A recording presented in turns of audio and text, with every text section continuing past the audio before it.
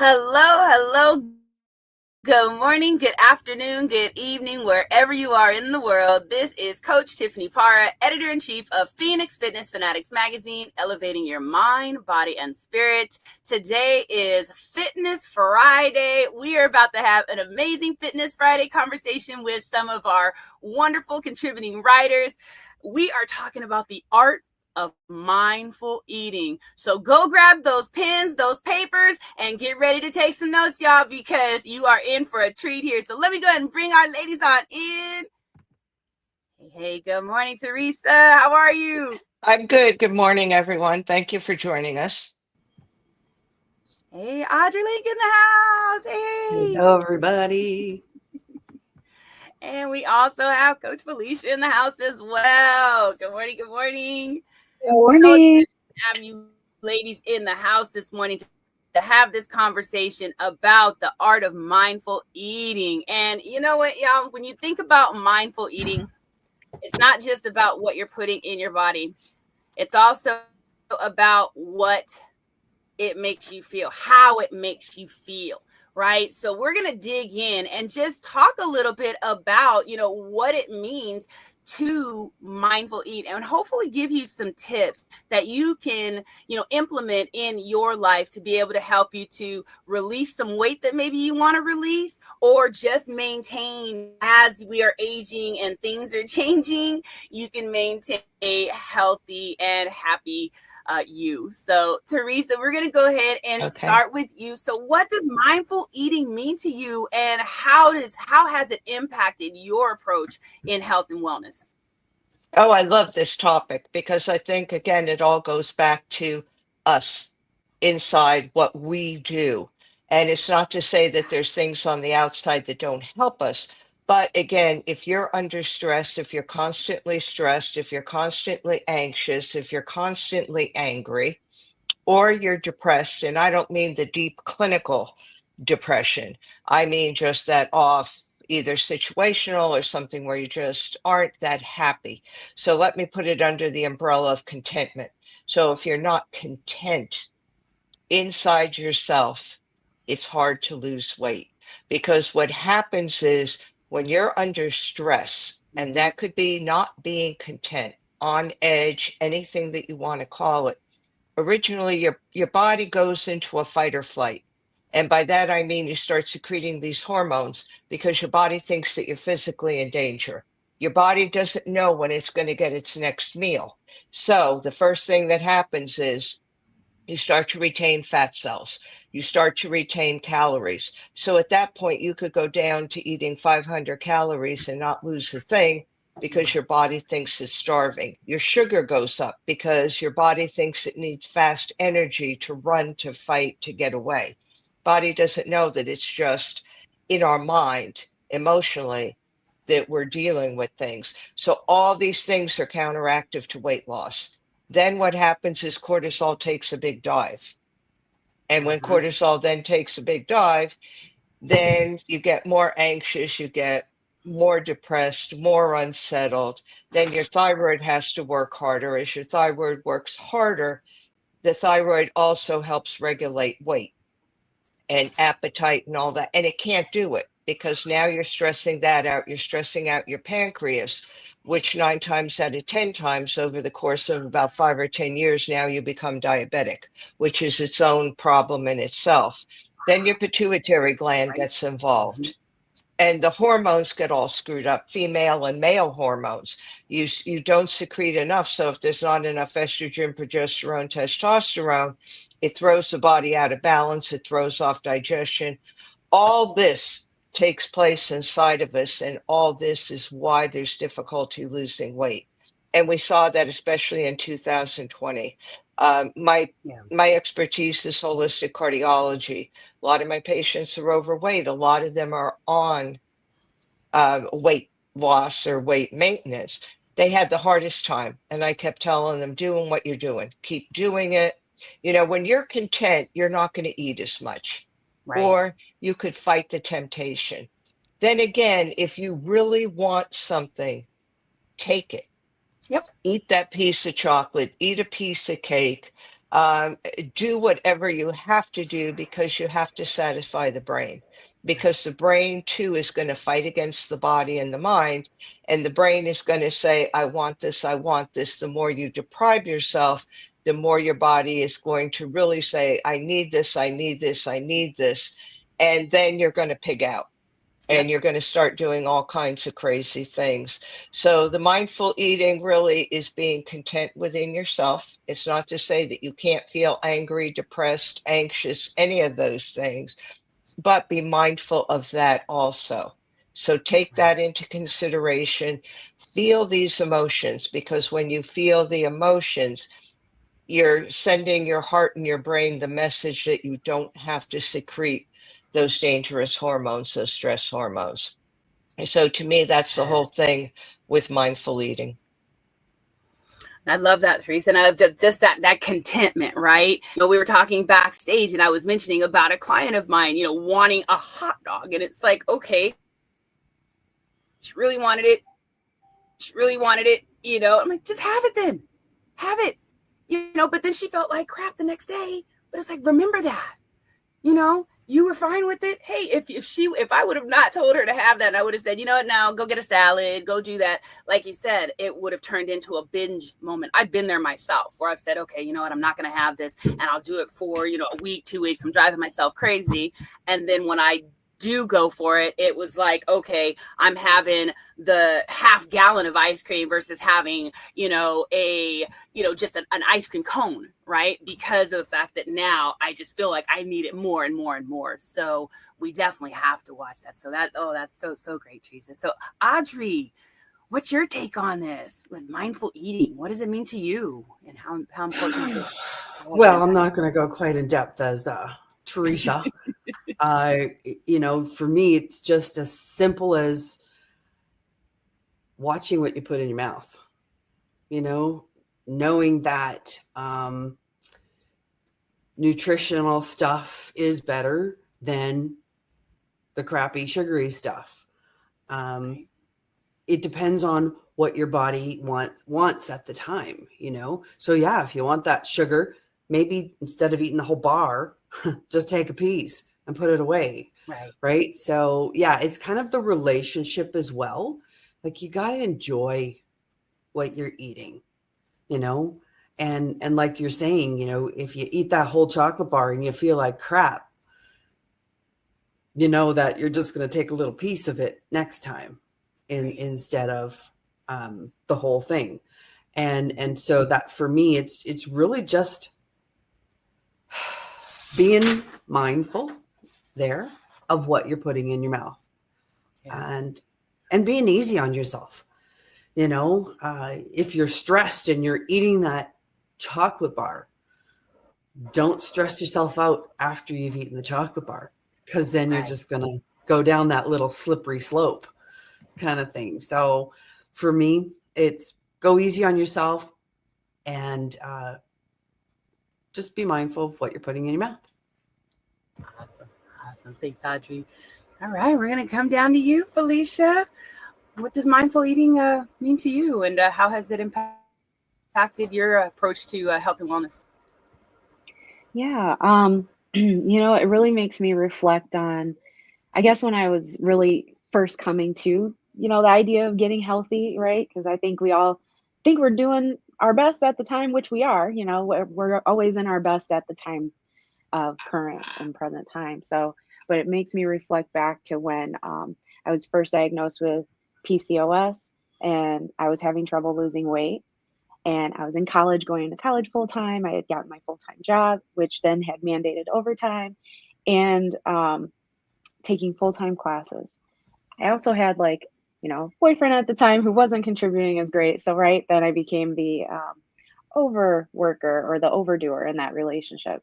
And so I specifically remembered this time when I was rushing, and I was like, oh, let me go to McDonald's, and I'm eating while driving, and I'm feeling all stressed, and and it just makes me think back to that, how often we're all doing that, rushing from one thing and trying to multitask. And it took some time, for that transition, but ultimately I ended up realizing like I did, I would have stomach aches or bloating. I would just have a lot of uncomfortable feelings like you were describing with your client that had the hot dog, right? Yeah. Yeah. And with that, that's where I feel like the mindfulness kind of came from. And Mm-hmm. I remember even like I went to my chiropractor and shared with him that, I just was diagnosed with PCOS and I'm trying to lose weight. And at the time, the doctor was like, oh, well, let's put you on metformin and see how that does. And I was just like, what is that? And she was, and luckily she was a DO, right? We know MDs are general, and then DOs usually have additional experience and sometimes outside of even traditional osteopathic medicine. But long story short, she explained like, oh, it's diabetes medication because it's oftentimes helpful for PCOS patients. And when I asked her, okay, well, what would be an alternative solution without medication, she was like, diet and exercise. But most people don't want to do that. They want the pill. They want the easy solution. And I Right. appreciate that she was so transparent with me, because I said, well, I'm not that person. I want to do it in the more holistic way. I said, because I've witnessed, my mom dealing with medications and various family members, that I just don't want that to start now, because that tells me, longevity wise, I'm going to be on that for the rest of my life, which ultimately depreciates my longevity. So my chiropractor actually challenged me and said, how about you just try not eating out for a period of time, like just give it a week. Like, don't get any McDonald's, try and like, even if you gotta go to the frozen food section, do that. And when I did that, I had this crazy craving, like your client, where I was like, I need that double cheeseburger from McDonald's. Mm-hmm. And I went and did it. And I took, and I actually, it was because of that time that I gained that awareness, like, God, why am I craving this? Like, but I did it. And then I took a bite and I was like, that first bite was like, oh my God, this is so good. Like, but then that second bite wasn't as good as the first bite for some reason. Like, I don't know why the first bite was so orgasmic, but then the second bite was like almost like, I don't know how else to describe it other than like, Yeah. maybe the first time, having intimacy with somebody and you're like, it was a letdown. That's kind of what it felt like. That second bite. And then third bite, I threw up. Oh, wow. And yeah, like my body fully rejected it. And so that was really like, I guess the trigger for me that really was like, oh, dang, I really need to pay more attention to this. Mm-hmm. And so I guess that, that journey is kind of like what that mindful eating experience, like what was my triggering or turning point moment for it. Right. Wow.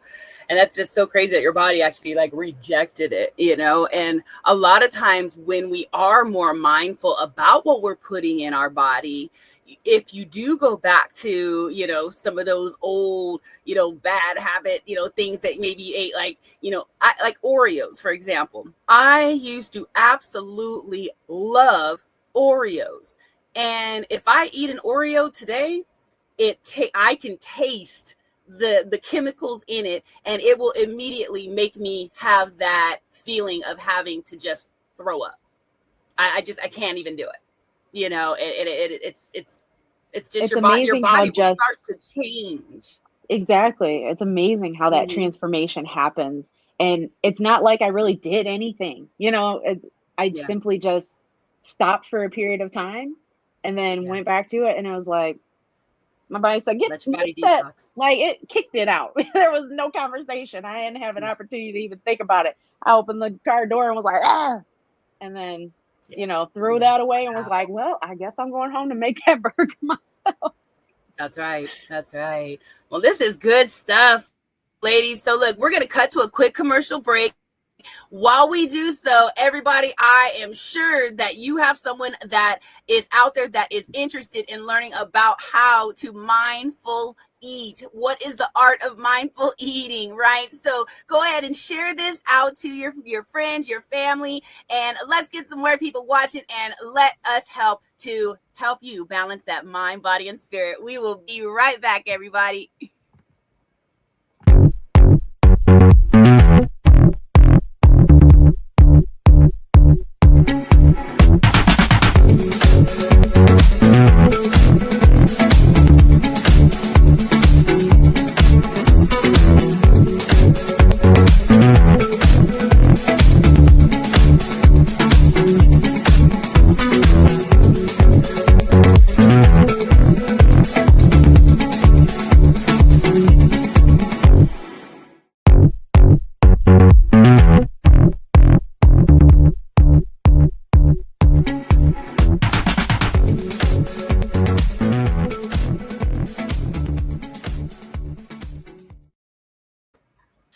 And we are back. That is such a fun commercial. Big ups to Michelle Mupo with Mupo Entertainment. I tell you, I'm always dancing in my seat over here every time I see that commercial.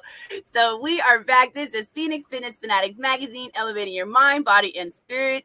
And we are talking about the art of mindful eating, everyone. So let's talk about the role that stress plays in our eating habits, because stress is huge. I mean, Teresa, you touched on it a little bit as well. You know, it can just really drive us into some very bad habits. So how, you know, what role does stress play in our eating habits, and how can mindfulness help us to manage that emotional eating? So we'll start with you, Teresa. Okay. I think number one, probably about 90% of all problems with eating or conditions with eating are due to stress. Because as I mentioned earlier, I won't go back into it because it was a little long, but stress wreaks havoc with your body. And that's the main thing. A body in balance is a content body. A body out of balance is anxious, depressed, unsettled, is probably the best word. So if you could maintain an inner peace and calm, and I know it's not always great to do that, it's not always that easy, but if you're overall content with your life, then you're going to be more content with your eating. I think one of the problems, and Felicia touched on it a little bit, was we like pills, shots, we like anything. Now the big thing is the Ozempic and all those things. I'm not knocking it. I think it has its place, but I think we depend on those things too much. I was sitting one time after a tennis match in a restaurant, and one of the women on the team said to me, I just can't lose weight. I've been on Ozempic, I've been on this. Well, she's eaten a triple cheeseburger with fries and got a dessert. And I'm thinking to myself, of course, the Ozempic isn't going to work. It's not a miracle drug. And she thought it was. She really did. She thought that if I've seen Wow. the same thing with diabetic patients. Oh, I'm taking a diabetic pill. I'm not diabetic. Well, yes, you are. Your blood sugar's still high because you're not mindful of what you're putting in your body. So I think a lot of it goes back to education. We haven't been educated enough and Mm-hmm. self-aware enough to realize that we have to do the work. It's not that we can't get help, just like diet and exercise is help. Yeah. There's no miracles in that. If you starve yourself, you're going to get very ill, and you may die from it. So that's not the answer either. The answer is being aware of yourself, being mindful, trying as much as possible to manage stress. And a lot of times, exercise is good for managing stress, and knowing that you can't just depend on those outside things. Yes, they're helpful. You may be under the care of an obesity specialist getting these medications. Yes, they're helpful for a weight loss journey, but just be mindful that that's not the miracle. The miracle really is you. Absolutely, absolutely. And you know, and sometimes it just takes just getting up and, like you said, just take a walk. You know, I think in my, you know, my specific journey, that's all I really did. I got up from behind my desk and I started walking. And at the time, I was also a smoker. At the time, I smoked about a pack and a half of cigarettes a day. So to quit smoking when everyone says, "Oh, you're going to gain weight when you quit smoking," right? Because that's usually what people do, and then trying to lose weight as well, I just said, you know what, I'm going to walk. And every time I would take that walk, the craving for cigarettes would go away. And the craving for food. If I was, you know, if I really was craving something, and I would just drink some water. And that would really help me to just, you know, it would subside. And I think just going out, getting that fresh air, right? That would bring the stress level down. Because I had a high, you know, stress job at the time too. So it was, you know, all day, and then being you know, a single mom as well, that's also stress, right? So yeah, just being able to get up and just walk and just get that little bit of energy out will do tremendous you know, an impact on you. So thank you, Tristan. So Audrey, what about that role of stress? Yeah. So, you know, it's it's not only stress, it's any emotion. So if we're bored, we're lonely, we're sad, and then stressed, especially when in our days, like you said, you were busy, had a stressful business or whatever, that demands a response. It always demands a response. Our emotions demand something, and we take action. And if that's grabbing for something that's not good, just because it's there, right? If you have an apple and you have a chocolate bar sitting beside each other, we're probably going to take the chocolate bar, right? Mind you, the two combined is really good, but we're probably going to just grab the chocolate bar because it doesn't take as much, chewing power or whatever, and it's just fast, and it helps our emotion kind of go down. For me, I used to, I never had a hard time gaining weight. Because I never did. I never gained weight. And when I was young, I was really, really active. I did everything outside. I'm a farm girl, so I did all the farming stuff and whatever. And then I had a cleaning business, so I would always be very, very active. So I never gained a lot of weight, and I could eat almost anything, right? So when you're young, you go and I'm looking at our panel here, and I'm like, yep, we're at a little bit of an older age right now. So, gaining the weight is like, we have to watch what we do. And that's where the mindfulness comes in. And so now I notice that maybe I'm in the front of the computer a little bit more. And I'm not as active as I used to be. So, all of a sudden that little bit of weight catches up because maybe I'm, picking on the wrong kinds of food. So it is having the right kinds of food. And so for me, sitting in front of the computer here now, I make sure I have an apple, a banana, or, some vegetables or something to picky eat, because maybe I'm like trying to figure something out.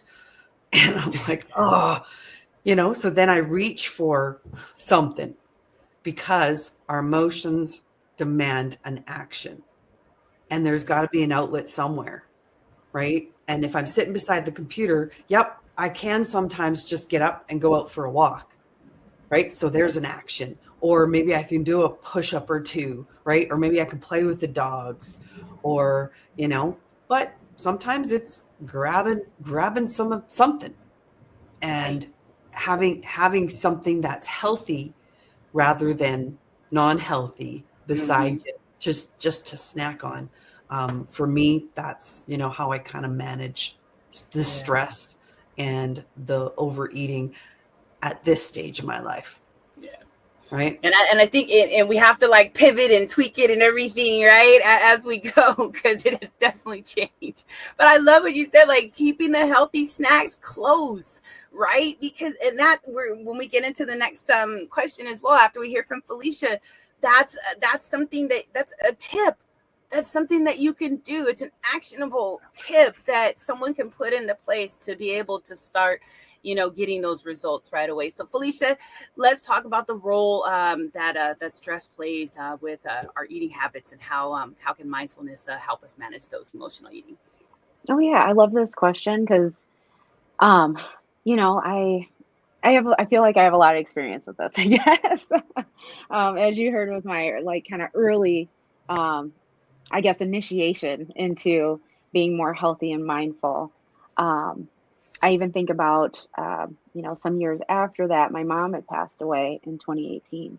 And cravings, as Audrey was kind of alluding to, mean something. There's an emotional response behind that. And so now when I crave certain things, I really ask myself, like, why are you craving that? And, usually, and, I know not everyone has an internal dialogue, which, is weird to those of us that do, but, right, that response is usually, it tells me I'm missing something or someone, and I'm trying to feel that presence or that memory or that person in that moment. And so that first year after my mom passed away, I had cravings of, Dairy Queen ice cream with dipped in cherry, because that was something that her and I would do. We would go to Dairy Queen and get that particular ice cream. But then that wasn't enough. My mind said, no, we need the more meaningful ice cream. We need this one from this specific ice cream shop back in Jackson, where I'm from. And it's this lemon hard serve ice cream, because that was a treat that my mom and I would specifically go and do at times. So it's things like that, like sometimes it's not necessarily the treat itself, but it's your body kind of bubbling up something to say, hey, we need you to deal with this or think about this or be in this moment. And so I would still go do it, because just the taste, the smell, all of those things, right? Because it's just such a visceral experience. And so, maybe I'm crying, maybe I'm laughing, but as I'm eating it and I'm closing my eyes and allowing myself to feel and experience, it brings up certain memories or moments that are just, I can't have without that thing, that triggering item, And so now I really welcome those cravings. Now, initially in grief, right? Because grief is a roller coaster in all itself, right? Talking about how that affects us. But it's almost like the experience of crying, like going through those steps, allowing yourself to go through the emotions allows you to really alchemize, and it really empowers you more than you realize if you don't resist it. That just going through and having that is like, it's like taking that deep breath that you couldn't get without it, like you're almost suffocating until you finally take that breath or eat that thing. And so I guess that's really like my advice or thought about it is like, yeah, I get that we're stressful and we have stressful times, but if that stress is there and we're just distracting ourselves from it, we might need to sit in it for a minute and just really acknowledge, like, what am I feeling right now? And why am I feeling that?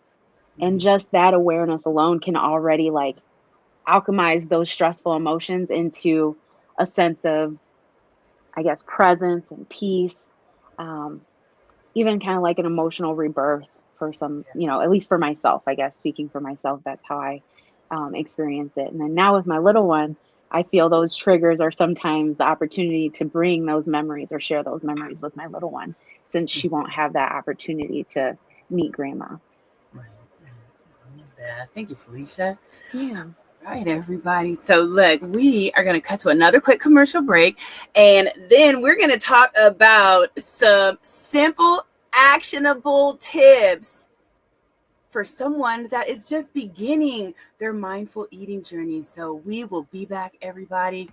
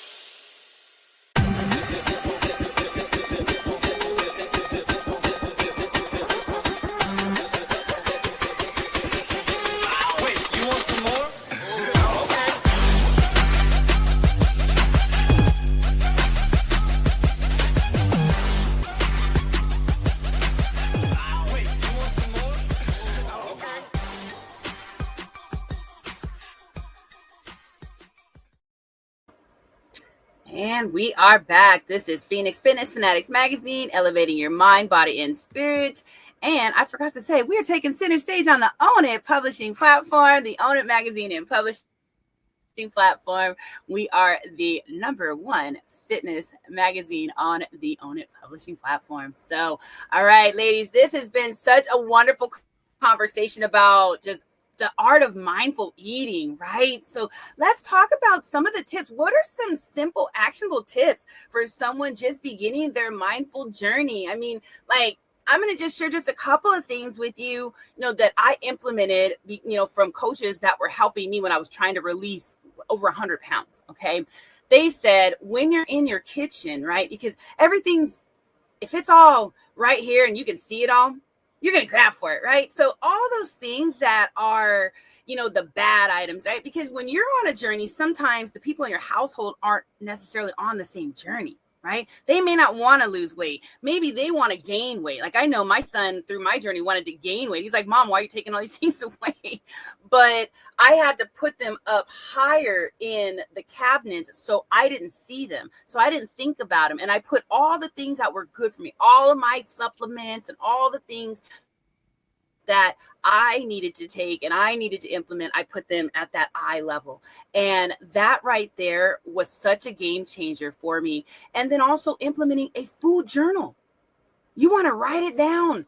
Write it down. And when you're writing down all the things that you're eating in a day, you can also track the emotions as well. I was able to go back and like, oh man, I ate that. Okay, what was going on? Oh, I had this deadline. Oh, I was fighting with, my mom, my sister, my husband, whatever, right? At the time, boyfriend.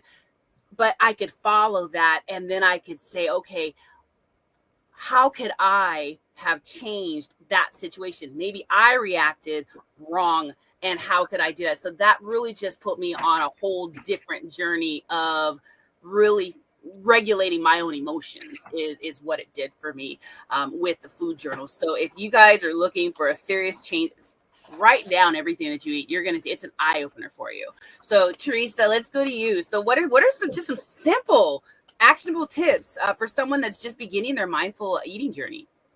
I would say number one, be compassionate with yourself.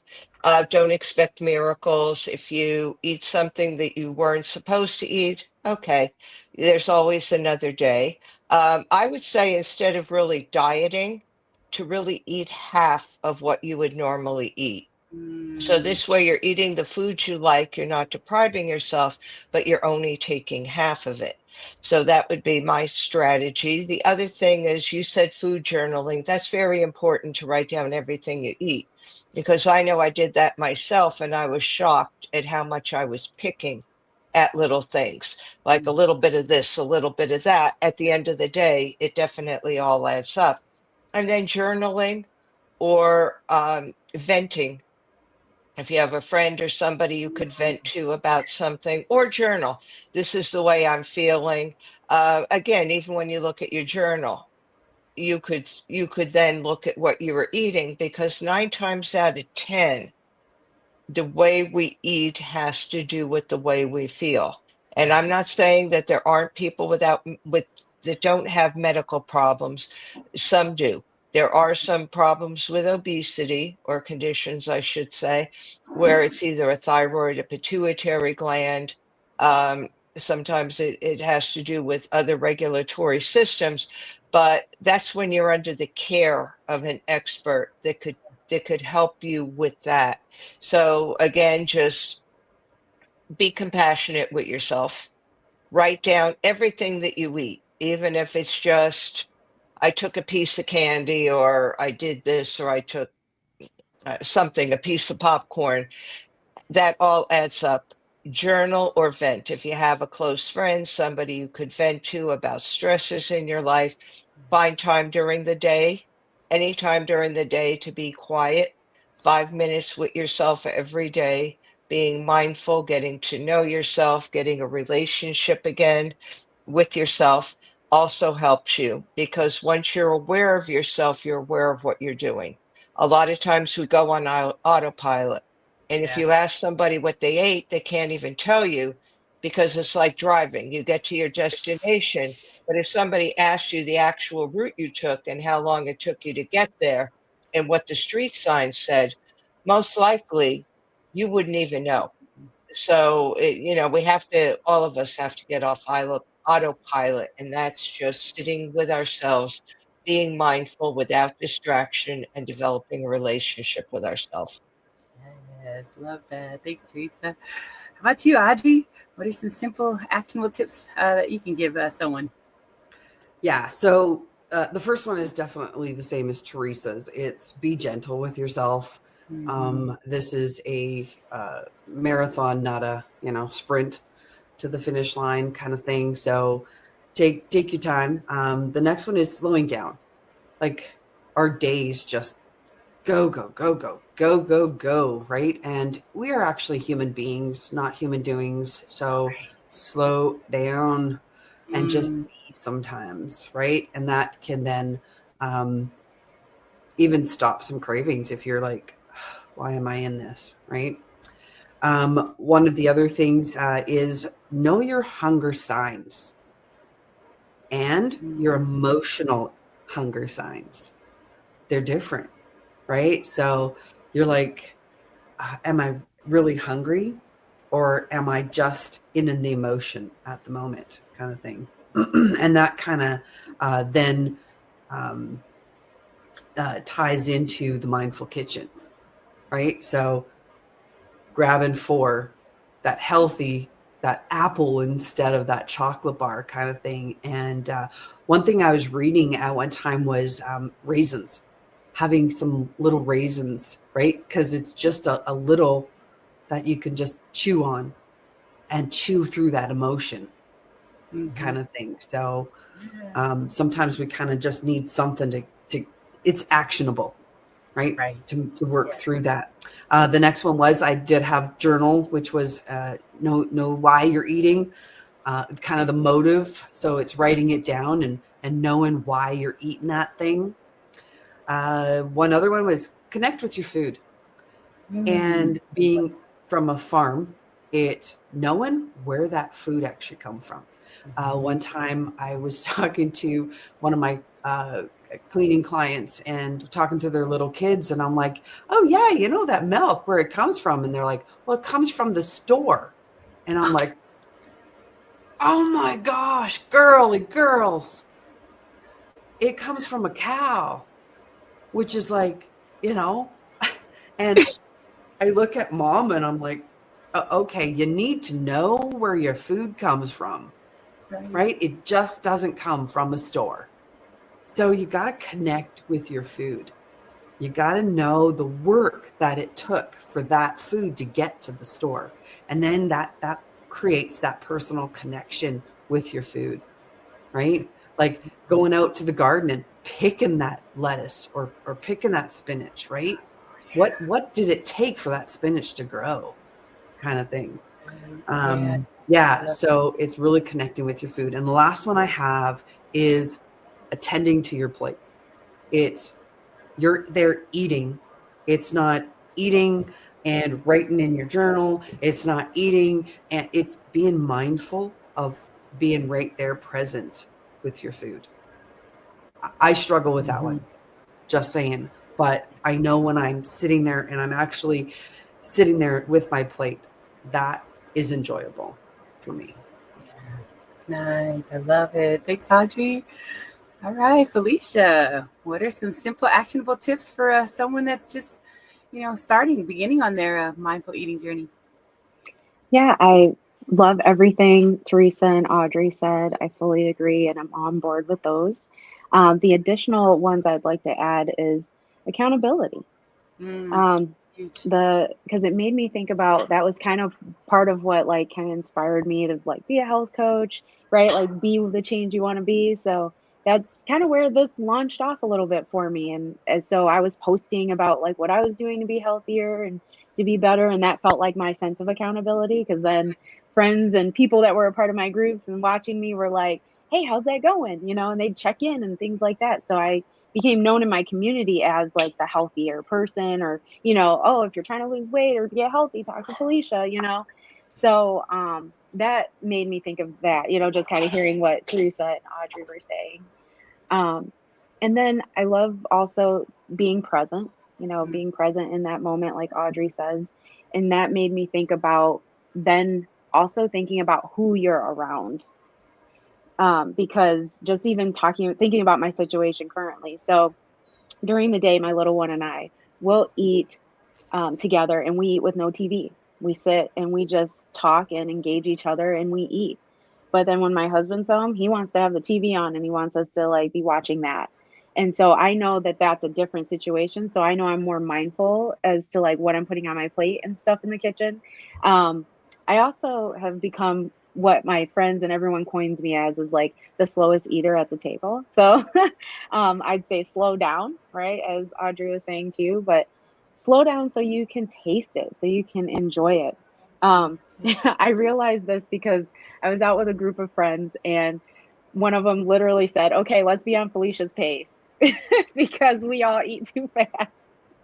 And, I felt kind of called out like, well, dang, but it's because I'm usually like engaged so much in conversation and enjoying, right, the oxytocin boost of the people I'm with more than I care about eating, that like I eat. And then once I feel satiated enough, I start engaging, and then my food might get cold and they're like, whereas they're just gouging, and they even say like, I just can't help it. I'm used to doing that. Like one of my friends is a military vet. So she was like, we only had 10 minutes, for anything, whether that was showering or this. And I'm like, well, no wonder, you've kind of had thyroid issues, right? Because you were in a constant state of stress, and for years. But yeah, so I would say, just kind of summarizing: accountability, find that person that you actually want to share your successes and wins with, that will always support you and won't make you feel like crap if you make a mistake because they've been there too. Being present, present for yourself in that meal, slowing down, but then also being mindful of like who you're around and how they will influence the way you eat. Because another thought I have with that is, and I know she means well, but another girlfriend of mine would say, like, let's say we were at a potluck and, she knows I'm mindful. So I'm like, oh, I want this, I want that. Oh, I'll have a little bit of this. And she would say, oh, girl, you can afford to eat more, And so she's like trying to put more on my plate. Like, you can afford a little extra weight. And it's just like, hold on, back up here, like, I'm eating the way I want to eat because this is the way I want to eat. Like, just kind of back off, So, being mindful of that, like, just helps you prepare on how you'll handle situations like that. Because, while I remember her saying that, I've had plenty of people say that to me. Just, because that's their mindset. And so, like, I guess one last thing related to that is also being mindful of what you've been programmed. Because that person then made me think of my mom. And when I started to lose weight, because, right, I was like 100 pounds heavier, my mom was at some point was just like, honey, are you okay? Like, she genuinely was concerned because, culturally, when you're voluptuous and a little, rounder and chunkier, that's healthy to our families, right? Like when they're used to seeing you in a certain way. And so when you change, they're like, that's uncomfortable. I'm not used to who this person is that you're showing up for me now as. And, so she was like making my favorite cheesecake, trying to be like, here, baby, or, making my favorite whatever. And I'm like, Mom, I'll have one slice and I'm good. And then she's like, are you sure? Like, normally you're eating like half of this with me. Right. And I'm like, but I look forward to eating it the rest of the week, not all today. Absolutely. Love it. Thank you, Felicia. So where can people learn more about your work, and do you guys have any resources to recommend? So we'll start with you, Teresa. How can they learn more about your work, and what resources do you have? To learn more about me or to work with me, I have a website, www.wellbeinggal.com, WELLBEINGGAL.com. I'm on Instagram at well_being_gal. Those would be, and I'm also on Facebook. You could just look up Teresa Palmer. But, again, be kind to yourself, be mindful of your self-awareness of who you are, and if you want something, my advice is eat it. Just eat half of what you would normally eat, and know that nothing happens overnight, that this is a journey. We're all on a journey, and enjoy the journey, be mindful of the journey, and know that things take time, so don't give up. Awesome. Love it. Thanks, Teresa. Audrey. Yeah.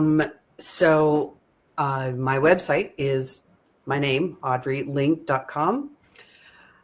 Go there. I'm going to have a bunch of resources on there. My best way is to connect with me on WhatsApp at 780-202-0649.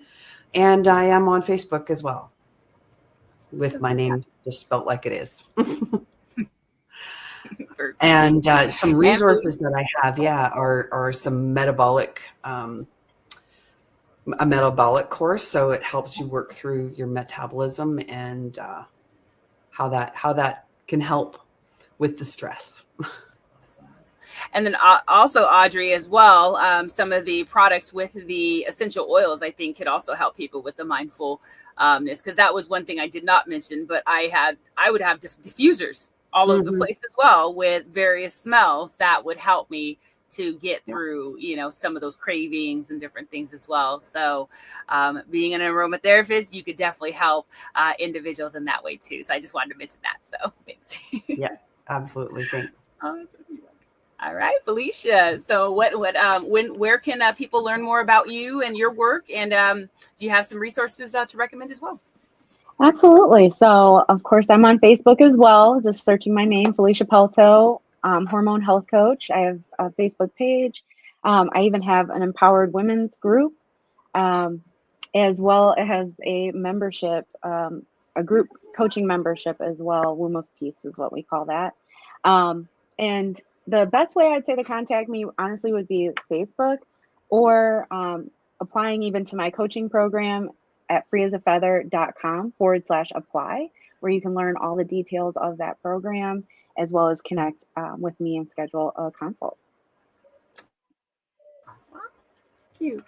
And everybody, if you have not subscribed to Phoenix Fitness Fanatics magazine, you definitely want to subscribe so you can see these contributing writers and their monthly articles and all of their different advertisements. They've got books. They've got just everything. I mean, these ladies, as well as the rest of the Phoenix Fitness Fanatics family, have so many just different various resources and things to help you to balance that mind, body, and spirit, and to get physically, mentally, spiritually, and financially fit. So ladies, I want to thank you for joining me today on this Fitness Friday and sharing some of your amazing knowledge and wisdom on the art of mindful eating. Everyone, I hope that you got some just amazing tips and tools, some things that you can really take and implement today on how to be more mindful with your eating.